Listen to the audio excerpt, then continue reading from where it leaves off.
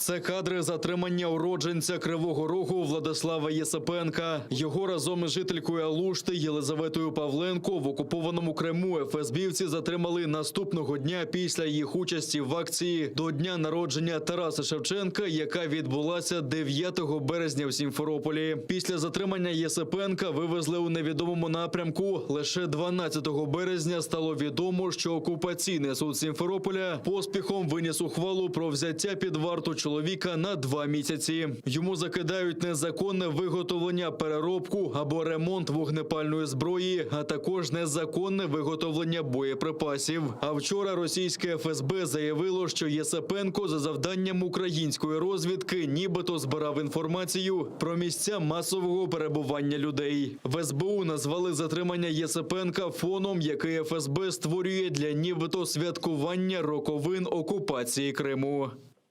Інформація ФСБ Російської Федерації щодо нібито викриття розвідувальної діяльності українських спецслужб на території окупованої Автономної Республіки Крим має на меті створення відповідного фону для проведення 17 березня ініційованого Російською Федерацією неформального засідання Радбезу ООН з кримської проблематики.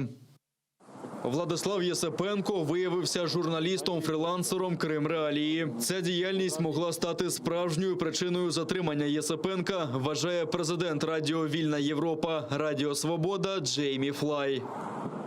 У той час, коли Кремль застосовує переслідування і залякування проти будь-якого можливого альтернативного голосу в анексованому Росією Криму, нещодавнє затримання Владислава Єсипенка, фрілансера Української служби Радіо Свобода, викликає тривогу. Єсипенка слід негайно звільнити, щоб він міг воз'єднатися із сім'єю. Правозахисники також закликали Росію звільнити Владислава Єсипенка, а міжнародні організації та уряди демократичних держав посилити тиск на окупанта. У своїй заяві правозахисники припускають застосування до чоловіка фізичного та психологічного насильства.